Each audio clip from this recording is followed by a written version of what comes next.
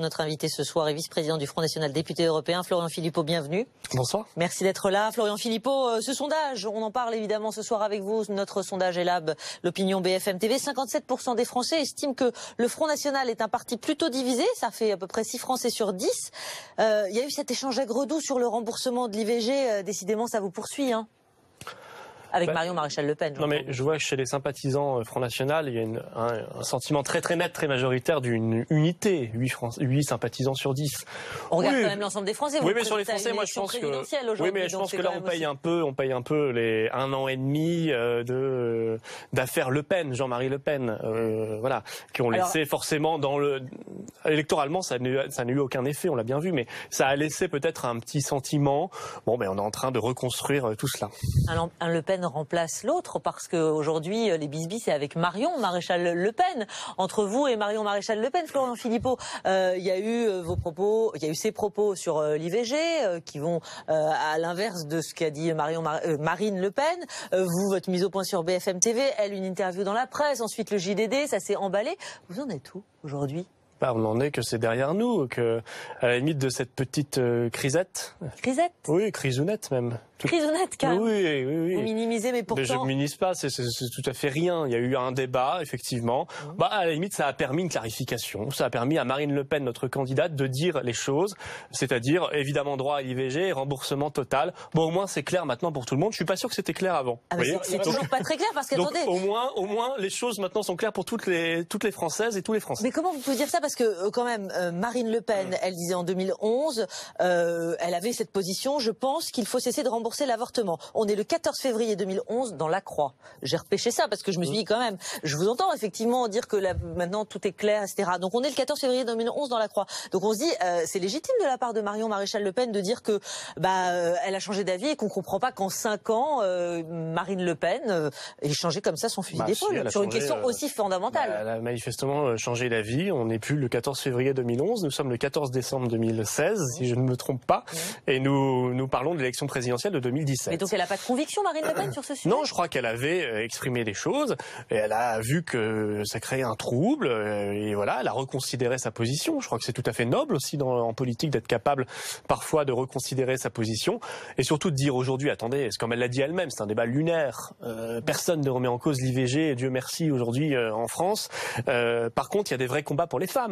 Quand on voit ces femmes qui peuvent pas aller dans un café à Sevran, c'est en France en 2016, hein. C'est pas dans un autre pays au Moyen-Orient où en France il y a des siècles, c'est maintenant. Le remboursement de l'IVG, vous pensez pas que ça prend la même place, ça a la même importance? Mais si, mais à partir du moment où vous dites clairement les choses, il y a aucune remise en cause du remboursement, voilà. Par contre, les femmes se disent, attendez, là, problème avec le fondamentalisme islamiste. Je ne peux plus m'habiller comme je le souhaite partout, je ne peux plus faire ce que je veux, je ne suis plus libre dans certains quartiers, dans certaines banlieues, de ne pas mettre le voile, par exemple.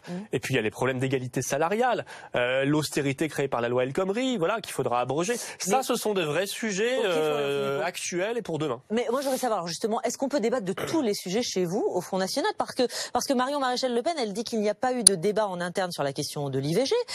Est-ce qu'il peut y avoir des divergences? Il y en avait déjà au moment du mariage pour tous. Est-ce qu'il peut y avoir débat chez vous? Ou est-ce qu'il y a une ligne, il faut s'y tenir? Nous avons des instances, bureau politique et maintenant conseil stratégique de campagne et bureau exécutif, etc. Bien sûr qu'on peut débattre et que c'est fait pour ça. Mais à partir du moment où la candidate dit dans mon projet présidentiel ce sera comme ça, nous sommes tous d'abord, avant d'être dirigeants du Front ou même élus, nous sommes des militants de la cause patriote. On est tous derrière le projet. Il n'y a pas un problème de démocratie interne. Au FN, on a l'impression que lorsque une position est discutée publiquement ou à partir d'une position de Marine Le Pen ou de vous, on a l'impression que derrière, c'est forcément les insultes, le défi, tout va mal. Les insultes, il n'y a eu aucune insulte. Quand même, visiblement, vous n'avez pas regretté le mot que vous avez employé pour Marine Le Pen, pour Marion Maréchal Le Pen, elle-même dit que vous n'avez pas été très respectueux. Vous ne pouvez pas la traiter en parlant d'une certaine personne. Il n'y a eu aucune insulte. Moi, je dis simplement. C'est pas très sympathique. Mais j'ai simplement dit les choses, c'est vrai, un peu clairement. Je le reconnais parce que je pense qu'il faut être clair en politique, sinon on n'est pas entendu. Je disais que c'était une position personnelle et que ça ne correspondait pas au projet présidentiel. Voilà. Et si on le dit pas aussi clairement, je pense qu'il reste des doutes dans la tête des électeurs et des électrices. Et il ne faut pas qu'il y ait de doutes, parce que sinon on ne sait pas pourquoi on vote exactement. Maintenant, vous savez, j'ai pas envie de tomber dans le travers des autres partis. Côté républicain, ils sont 3 candidats. aujourd'hui. Fillon, Guénaud, Michel Alliot-Marie. Il n'y a qu'un candidat qui est investi par les Républicains, il s'appelle François Fillon, il a gagné la primaire. Peut-être qu'il y en a les un autres, qui est investi. Les autres, ils sont pas candidats les Républicains. Ils sont dissidents. Ils ont bien leur carte républicain, ils sont élus républicains, donc ils sont dissidents. Donc ils ont 3 candidats. Sous réserve qu'ils aient leur signature. D'accord, enfin, vous auriez 3 candidats au Front National, vous nous diriez, alors c'est l'apocalypse de l'apocalypse. Sous réserve qu'ils aient leur signature. D'accord, mais vous nous diriez, c'est l'apocalypse de l'apocalypse. Vous vous souvenez que c'était difficile pour le Front National d'avoir leur signature autrefois. Donc on a eu un point de désaccord sur un sujet. Non, c'est pas le premier, Florian Philippot. Il y avait déjà il y a 3 candidats aux Républicains. 2 à gauche, Macron et le candidat qui sortira de la primaire socialiste, où on voit que le débat vole très haut, puisque ce soir, il nous parle de cotisation et de dette, etc. C'est vrai qu'ils n'ont pas été capables de gérer la France, donc on imagine bien qu'ils sont pas capables de gérer leurs propres cotisations au sein du parti. Mais ça, ce sont des partis divisés, ça oui. Là, il y a 2 candidats, 3 candidats à la présidentielle. Oui, on va y venir juste sur les autres sujets. Mais attendez, ôtez-moi d'un doute, juste pour boucler la boucle là-dessus. Quelle est aujourd'hui votre relation avec Marion Maréchal Le Pen? Vous avez dit effectivement 7 personnes sur BFM TV pour parler de Marion Maréchal Le Pen. Est-ce que depuis vous avez mis carte sur table? Est-ce que vous avez crevé l'abcès? Où en êtes-vous? Dites-nous. Mais on n'a pas besoin d'être les meilleurs amis du monde pour faire de la politique ensemble et pour défendre nos idées. Donc vous travaillez à BFM TV, tous vos collègues ne sont pas vos meilleurs amis, j'imagine. Mais vous avez aussi des amis. Il ne s'agit pas de ça. Simplement, les membres du comité stratégique de campagne, vous allez quand même soutenir une seule candidate, Marine Le Pen. C'est exactement ce que nous faisons tous les deux. Marion et moi. Donc on en est à de la détestation, c'est ça? Mais on n'a pas eu. Alors là, pour le coup, on n'a pas eu l'occasion pour le moment d'ailleurs de se voir. Il y aura un conseil stratégique en janvier, on se verra et tout se passera très calmement. Vous savez, on est adulte, on est capable d'assumer tout cela. Mais je crois que honnêtement, parler aujourd'hui de division au Front National, c'est faux. Voilà, c'est faux. C'est essayer de faire de la mousse sur ce qui n'existe pas. Alors, pas il y a de des sensibilités. Il y a des sujets. Bah oui, mais tant mieux. On n'est pas tous dans une armée, quoi. On est des hommes et des femmes qui ont des sensibilités, des parcours différents. Mais quand même, les divergences, les désaccords, ils sont aussi sur les questions économiques, Emmanuel Le Chypre. Oui, on sent qu'il y a des appréciations différentes. Prenez 2 sujets, par exemple. Le premier sujet sur la place de l'État dans l'économie, sur l'interventionnisme étatique. On sent clairement que Marion Maréchal Le Pen, elle est beaucoup plus sur une ligne libérale, entre guillemets, beaucoup plus héritière de ce que Jean-Marie Le Pen, dans les années 80, défendait comme une ligne étant un peu réganienne. On la sent plus proche des entreprises. Sur l'euro, elle a exprimé aussi une certaine prudence par rapport à votre stratégie, alors qui mérite aussi d'être précisée, parce que vous ne voulez plus sortir de l'euro, vous parlez de monnaie commune, de référendum, etc. Elle est moins défavorable à l'euro que Marine Le Pen, Marion Maréchal Le Pen. Alors là, pour le coup, j'ai entendu plusieurs fois Marion, tout le monde est défavorable à l'euro au sein du Front National. Et d'ailleurs, nous avons lu le nouveau prix Nobel d'économie ce soir, qui nous a expliqué lui aussi que l'euro était une erreur. Vous voyez, donc on est de moins en moins seul. Monsieur Stiglitz, autre prix Nobel d'économie, a dit la même chose. Ce débat, il est absolument nécessaire parce que ça plombe la compétitivité de la France, y compris par rapport à l'Allemagne, parce qu'on partage la même monnaie, sauf que pour l'Allemagne, c'est une monnaie trop faible, pour la France, c'est une monnaie trop forte. Donc ce qu'on dit, c'est qu'il faut un référendum au bout de 6 mois sur notre appartenance à l'Union européenne, donc dont l'euro. Donc on retrouvera notre souveraineté nationale et notre souveraineté monétaire au passage. Et ça, Marion, comme moi, comme tout le monde au fond, on le dit, ça fait partie du projet présidentiel. Ce référendum sur le Frexit, comme il y a eu le Brexit au Royaume-Uni, qui se passe d'ailleurs extraordinairement bien, eh bien, il aura lieu si Marine Le Pen est élue. Nous sommes favorables tous aux PME françaises. Nous sommes tous favorables à ce que on allège les contraintes administratives, à ce qu'on abaisse pour elles la vision de l'État. L'État stratège, qu'est-ce que ça veut dire l'État stratège? Ça veut dire que c'est un État qui voit loin, qui est capable de mettre des frontières, c'est-à-dire des barrières douanières quand il faut rétablir la loyauté du commerce, quand on est ravagé par une concurrence déloyale. C'est un État qui est capable de venir en soutien de l'économie française, des start-up innovantes. Et en même temps, ça veut dire que cet État, il laisse justement sa chance aux PME françaises, il leur donne même une priorité dans les marchés publics. Tout va ensemble. Il n'y a pas d'un côté les entreprises, de l'autre côté l'État stratège. Ça va ensemble. Florian Philippot, il y a encore un endroit où on se pose la question, parce que quand on voit Marion Maréchal Le Pen au meeting de Philippe de Villiers hier soir à Versailles, au Palais des Congrès de Versailles, il n'est pas le dernier quand il s'agit de critiquer Marine Le Pen. Comment vous percevez ça, sa présence à Marion Maréchal? Je vais vous faire une confidence. Moi, mon premier meeting dans toute ma vie, c'était en 1999, et c'était Philippe de Villiers. Oui, d'accord, mais l'eau a coulé sous les ponts. Pour les Européennes 99. Quand elle était à ses côtés au Puy du Fou, ça vous avait déjà déplu. Donc ça, c'était il y a quelques mois au Puy du Fou. Là, à Versailles, hier soir. Alors là, je ne vois absolument pas le problème. Vous validez? Il n'y a pas de problème? Elle peut y aller. Philippe de Villiers, c'est un patriote. On peut avoir des points de divergence sur certains aspects avec lui. On a aussi beaucoup de points de convergence. Vous savez très bien quelles sont ses positions sur l'islam, sur l'IVG. Il est anti-IVG, anti-mariage. C'est pour ça que je dis on peut avoir quelques points de divergence, mais c'est d'abord quelqu'un qui défend. Et c'est pas gênant qu'elle soit au premier rang? C'est quelqu'un qui pas du tout. C'est quelqu'un qui défend comme nous la souveraineté nationale. C'est quelqu'un qui combat comme nous l'islamisme.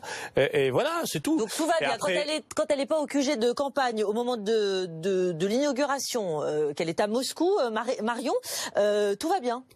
Parce qu'il y a été invité. Mais vous voyez, vous cherchez des petits points et vous essayez. Non, mais ça fait beaucoup. Ça, mais non, parce que vous collez des épisodes qui en fait n'ont pas de sens. Elle fait pas la même analyse quand même, par exemple. Vous essayez de créer un roman qui n'existe pas. Elle fait pas la même analyse que vous de la percée de François Fillon. On la minimise pas comme vous la minimisez.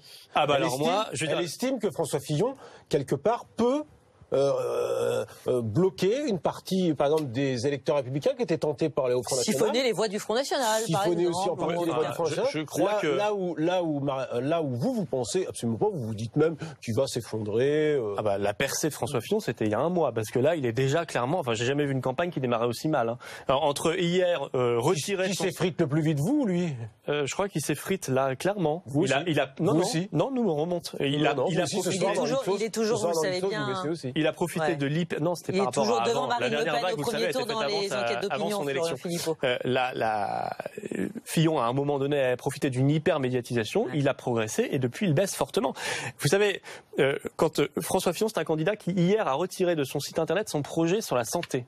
C'est quand même incroyable. Il avait fait, pendant les primaires, un argument de campagne, c'était « Moi, je suis différent des autres, j'ai un projet, je m'y tiens et jusqu'au bout ». Première chose qu'il fait, il supprime, en catimini, sans le dire à personne, ni vu ni connu, son projet santé.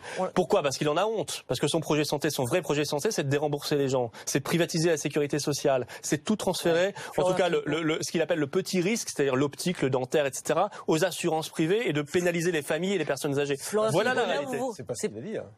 Ah, il dit maintenant qu'il n'a jamais dit ça. C'est pas ce qu'il a dit aujourd'hui, et c'est pas ce qu'il a dit dans l'entre-deux tours. Si vous l'écoutez bien par rapport à Alain Juppé, qui effectivement a soulevé la question de la sécurité sociale, vous avez raison. Moi, j'ai récupéré les 16 pages de PDF qu'il a supprimées de son site. Vous inquiétez pas, on va les rediffuser allègrement, puisque nous on les a gardées.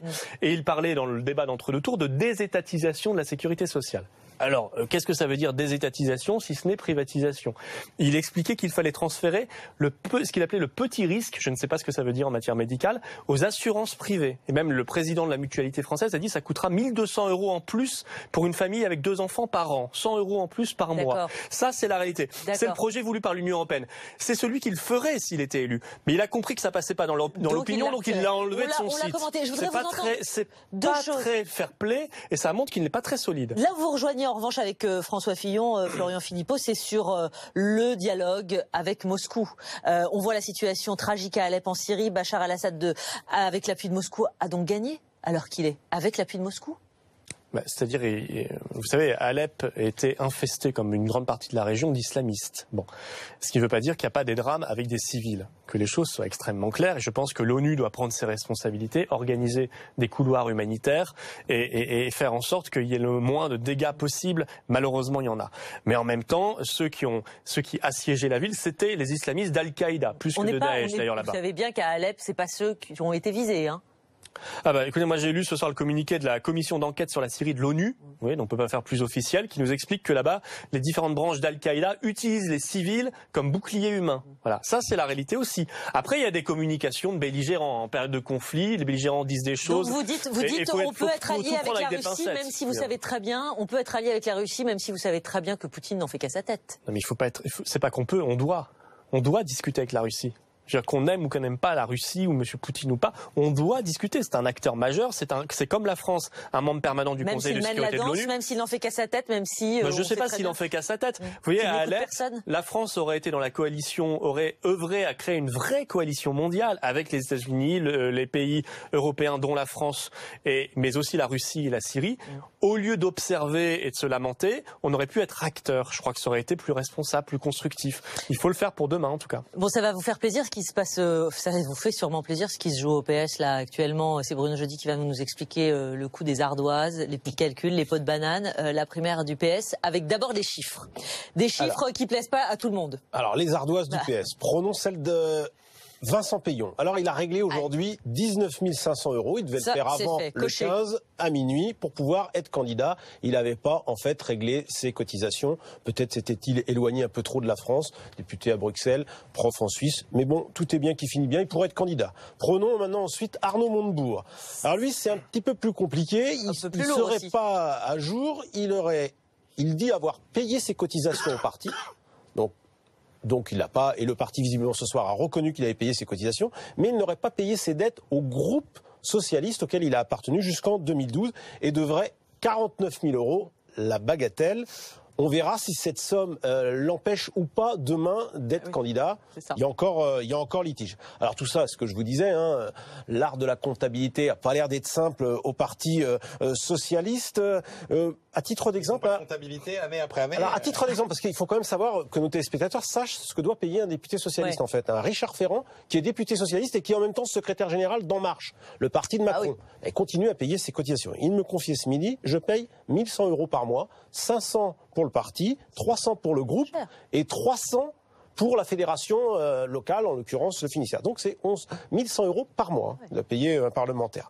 Alors tout ça évidemment étalé dans la presse depuis hier, ça fait pas, c'est pas terrible. Hein, ça rappelle les pires heures de l'UMP. Souvenez-vous Nathalie, hein, entre 2012 et 2013, la guerre Copé-Fillon. Qu'est-ce qui se passe? Ils se balancent les dettes de chacun. Hein. C'est Rachida Dati, soutien de Copé, qui n'a pas payé ses dettes, et c'est d'autres chez Fillon qui payaient pas leurs dettes. Donc ça sent la primaire qui part en vrille là?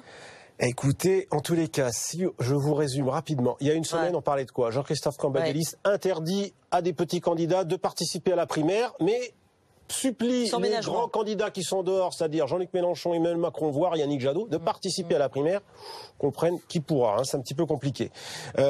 Pour les deux candidats, en l'occurrence, évidemment, on vient d'en parler, c'est pas terrible. Je pense qu'il faut pas prendre ça à la légère, parce que les militants socialistes qui, eux, payent leur cotisation, qui est assez élevée, plus cher qu'à En Marche où elle est gratuite, ils doivent pas rigoler, parce que eux, ils payent leur cotisation pour pouvoir voter dans les différentes élections internes. Alors, ils voteront pas, ils paieront pas, c'est juste 1 € comme tous les Français qui voudront participer, mais ça risque de décourager pas mal d'électeurs d'aller à cette primaire baptisée la Belle Alliance Populaire. Et alors au PS, je ne sais pas s'ils ont encore des historiens, figurez-vous, mais la Belle Alliance, ça doit peut-être vous faire penser à quelque chose. Les historiens c'est le lieu-dit où s'était déroulée la bataille de Waterloo. La primaire, ce sera peut-être Waterloo. Bon, allez, une bonne nouvelle, mais on ne commente pas parce qu'on n'a pas le temps. Mais quand même, Sylvia Pinel, une femme quand même dans cette primaire socialiste, elle s'est ravisée. Hein. Très bien. Sylvia Pinel. Très bien, je vous demande à peine de commenter, Florian Philippot, parce que évidemment, le spectacle là qu'on a à la primaire, c'est aussi un spectacle que vous pourriez avoir vous, ou en tout cas des histoires d'ardoises. Finalement, il y en a dans tous les partis. Non, non, je crois pas. Non. Ça coûte combien de cotisation pour le Front National? C'est 40 €, mais vous pouvez faire différents types d'adhésions. Pour un parlementaire européen Enfin 40 ou 50 ou plus, hein. Ça peut être 90. Un parlementaire européen, il reverse combien? Ah, nous on reverse en fonction du conseiller régional, etc. D'accord. C'est à peu près un cinquième, je crois, du de conseil régional. Dernière question. Vous êtes vice-président du Front National, Florian Philippot. D'après vous, est-ce que Marion Maréchal, elle est en train de préparer le coup d'après aujourd'hui, histoire de penser à si Marine Le Pen n'y est pas en 2017? C'est sa stratégie? Pourquoi elle ferait ça? D'après vous? Non, parce qu'elle pense à une carrière présidentielle, elle aussi, et je veux dire, trajectoire personnelle. On est tous derrière Marine Le Pen et on a tous envie de sa victoire. Enfin, je veux dire, pour le pays, d'abord pour le pays, pour la France. Valeurs actuelles, juillet dernier, Marine Le Pen qui critique le manque de jeu collectif et la rigidité de la Benjamine de l'Assemblée.